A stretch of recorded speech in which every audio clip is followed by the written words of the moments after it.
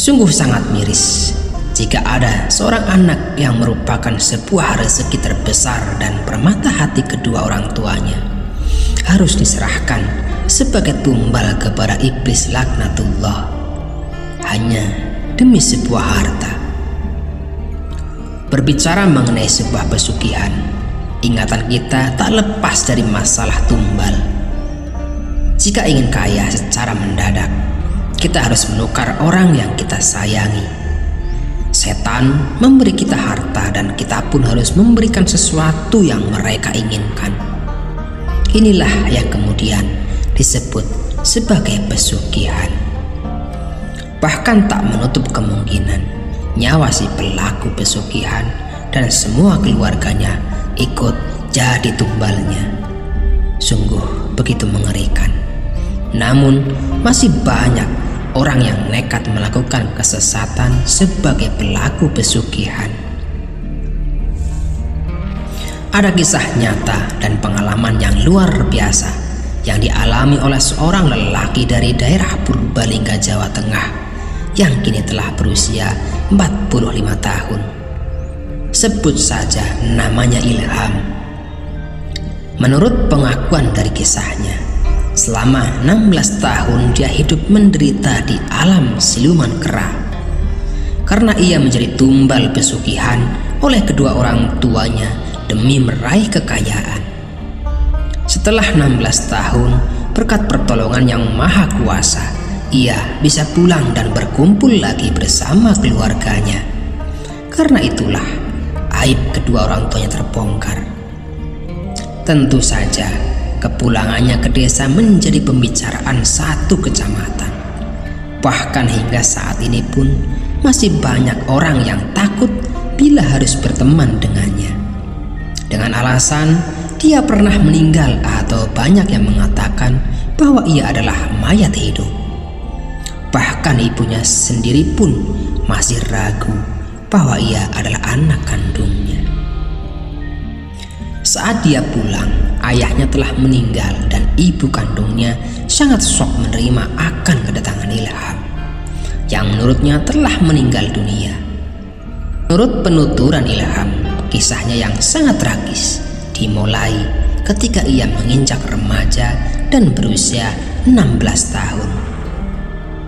Seperti biasanya, setiap pagi ia mengembalakan 7 ekor kambingnya di tepi hutan yang berbatasan langsung dengan hutan Gunung Slamet. Sedangkan pekerjaan ayahnya hanyalah seorang buruh serabutan yang harus menafkahi ibu serta 4 adiknya termasuk dirinya.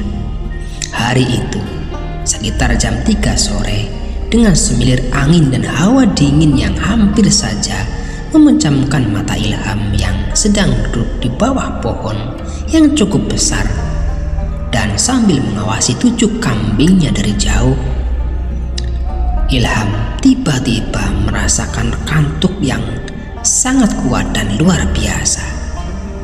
Seketika itu juga ia dikejutkan oleh seseorang yang tiba-tiba menyapanya dan telah berdiri tegak di sampingnya itu. Orang tersebut dalam bahasa Jawa mengenalkan dirinya dengan nama Pak Slamet. Seorang pria paruh baya ini membawa pesan agar Ilham bersedia ikut ke rumahnya atas perintah ayahnya sendiri. Seperti dihipnotis, Ilham pun ikut dengannya, bahkan dia sampai lupa dengan kambing-kambingnya itu. Ketika tiba di rumah Pak Slamet, ternyata rumahnya sungguh sangat besar dan megah, seperti layaknya sebuah istana kecil. Namun begitu ia masuk, "Oh, ternyata ayahmu sudah pulang," kata Pak Slamet. "Kamu disuruh menunggu di sini sampai ayahmu menjemput," kata lelaki itu. Setelah beberapa saat, Ilham bingung. Dia mulai curiga dan bertanya pada orang-orang yang sedang bekerja di rumah itu, yang jumlahnya cukup banyak. Ya, sebuah rumah dengan ratusan bahkan ribuan pembantu adalah sesuatu yang begitu aneh. Namun tetap tak ada jawaban satupun, sebab orang-orang semuanya seperti bisu, Dan tiap kali ditanya, mereka hanya menggelengkan kepala dan memandang dengan tatapan hampa. Bahkan yang Ilham lihat, mereka hanya bekerja dan terus bekerja. Selama 3 hari, Ilham dibiarkan tak mengerjakan pekerjaan apapun seperti mereka. Namun menginjak 1 minggu, dia dikejutkan oleh suara yang begitu keras dan menggelegar, yang menghardiknya bahkan mendorongnya agar bekerja seperti yang lain. "Kamu di sini disuruh bekerja oleh ayahmu, bukan duduk santai dan melamun terus," bentak orang yang sangat seram sembari menendang kaki Ilham. Dengan kerasnya, orang itu menendangnya, dan rasa sakit yang sangat dahsyat akibat tendangan itu membuat Ilham sangat takut. Sedangkan Pak Slamet, orang yang beberapa waktu lalu menjemputnya, tak lagi menampakkan wujudnya. Akhirnya Ilham pun mulai sadar. Ternyata dia telah ditipu orang yang mengaku Pak Slamet. Ia merasa ketakutan yang luar biasa dengan menahan getirnya hati dan cucuran air mata. Ilham terpaksa bekerja keras di tempat megah itu, seolah tempat itu tak ada siang hari apalagi malam. Hari-hari yang sangat menyedihkan itu dia lewati dengan cucuran keringat dan air mata yang tiada henti. Semua pekerja termasuk Ilham. Mereka baru berhenti tatkala tiba saatnya makan. Mereka hanya makan 2 kali sehari. Entahlah siang atau sore, kami tak bisa membedakannya, kata Ilham sambil mengenang masa itu. Dan waktu ketika Ilham ditanya apa saja yang dikerjakan di tempat itu, Ilham menjawab, "Kerja apa saja, mulai dari membersihkan kotoran hewan, menebang pohon, membangun rumah, dan masih banyak lagi, termasuk membersihkan kandang kera. Banyak kera berkeliaran di tempat itu, dan mereka seakan-akan menjadi tuan bagi kami," kenangnya lagi. Kira-kira sekitar 1 bulan ia baru melihat jika di tempat lain ada pemandangan yang sangat memilukan. Banyak anak-anak kecil, baik laki-laki maupun perempuan, sambil menangis pilu, mereka bekerja membersihkan lantai. Bahkan anak-anak itu dibiarkan saling cakar-mencakar sampai berdarah-darah. Anak-anak itu mengerjakan pekerjaan yang tak seharusnya, di mana pekerjaan itu seharusnya dikerjakan oleh orang dewasa. Semoga Allah melaknat iblis terkutuk itu. Sambil meneteskan air mata, Ilham mengenang kejadian itu sambil menahan amarah akan kenangan yang sangat tragis, pahit, dan menegangkan. Ilham saat itu harus bekerja dan bekerja bersama ratusan orang dari segala umur. Tempat itu benar-benar seperti neraka. Jerit tangis dan bertanya-tanya dalam hati, mengapa mereka bisa berada di tempat seperti ini? Mereka bekerja untuk siapa dan apa salah mereka sebenarnya? Berminggu-minggu, berbulan, dan hampir 1 tahun Ilham bersama orang-orang Malang itu.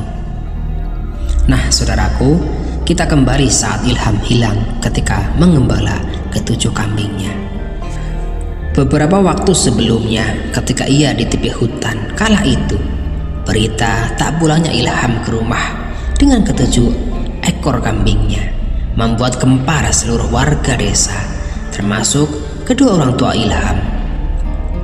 Kedua orang tua Ilham pun ikut panik dan menangis karena mengetahui Ilham belum pulang hingga larut malam.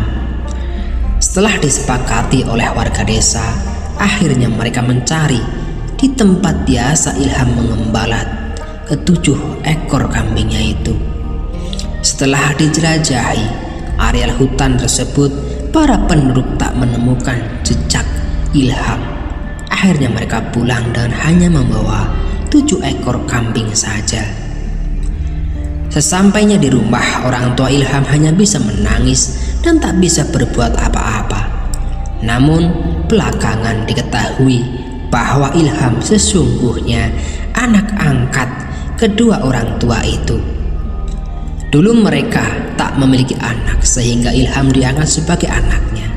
Namun setelah mengangkat Ilham sebagai anak, barulah ibu Ilham mengandung ketiga anaknya yang lain. Baru setelah 2 hari, seorang warga mengabarkan menemukan seorang mayat di bawah pohon di tengah hutan dengan banyak luka. Mayat itu tak lain adalah Ilham. Para warga mengira dan diperkuat oleh analisa dokter bahwa Ilham telah tewas karena diserang oleh binatang buas. Hal itu ditandai dengan banyaknya luka gigitan binatang dan ada beberapa helai bulu kera hutan yang masih menempel di pakaian Ilham. Berita penemuan mayat Ilham makin membuat geger warga desa. Bahkan ibunya beberapa kali jatuh pingsan di hutan. Entah pura-pura pingsan atau memang menyesal karena telah melakukan pesugihan itu. Dan seiring berjalannya waktu, kematian Ilham sedikit demi sedikit mulai sirna dari ingatan warga desa setelah 16 tahun. Sejak kematian Ilham, warga desa pun benar-benar sudah lupa dengan kisah tragis seorang anak yang rajin bernama Ilham. Namun tiba-tiba warga desa mulai gempar luar biasa karena tiba-tiba muncul seorang lelaki setengah baya yang mengaku bernama Ilham, anak yang dikabarkan sudah meninggal dunia 16 tahun yang lalu akibat diserang kawanan kera hutan. Tak ada yang benar-benar percaya bahwa itu adalah Ilham yang sudah mati. Namun ada sejumlah warga desa yang kala itu menjadi saksi peristiwa 16 tahun silam mulai percaya. Hal itu ditandai dengan beberapa tanda, di antaranya pakaian yang dipakai ketika Ilham hilang waktu itu. Walaupun sudah compang-camping dan terasa kesempitan, namun masih dikenakan oleh Ilham. Akhirnya sebagian warga desa percaya jika itu benar-benar Ilham. Dan saudaraku, dari sinilah awal kisah ini. Saat Ilham masih berada di alam siluman kera yang menurutnya hanya 1 tahun, padahal yang sebenarnya sudah selama 16 tahun. Dan tiba-tiba ada kegaduhan di istana kera. Rumah megah dan besar di istana itu tiba-tiba bergetar hebat, seperti ada gempa. Orang-orang panik dan berlarian menyelamatkan diri, termasuk Ilham. Dalam pelariannya, Ilham mendengar sebuah lagu yang tidak asing. Setelah ia mendengarkan dengan seksama, ia baru ingat jika lagu merdu itu ternyata suara azan bertanda ajakan sholat. Dalam kepanikannya, ia berjalan mengikuti suara dan menirukan suara azan itu. Dengan berlinang air mata, tiba-tiba terdengar gemuruh seperti angin yang menerjang. Seketika itu Ilham jatuh dalam kegelapan. Di saat ia mulai sadar, ternyata ia sudah berada di tengah hutan, dan tak jauh dari tempatnya ia jatuh, ternyata ada sosok orang tua bersorban putih yang ternyata orang inilah yang mengumandangkan azan. Setelah mereka bercerita banyak, akhirnya Ilham diantar ke tepi hutan dan disuruh pulang. Lantas, siapakah sebenarnya orang tua ini? Dan ternyata orang tua tersebut adalah seorang kiai yang dimintai tolong oleh seorang warga yang anak perempuannya hilang secara misterius. Dengan kelebihan yang dimiliki serta rumah yang dimiliki kiai itu, ia memastikan jika bocah perempuan itu hilang di area hutan ini. Di tempat munculnya Ilham, di pinggiran hutan inilah sang kiai mengumandangkan azan. Namun tanpa diduga, ia justru menemukan Ilham, padahal tujuan utamanya mencari bocah perempuan itu. Ini adalah sebuah anugerah dan mukjizat Allah bagi umatnya yang bertakwa.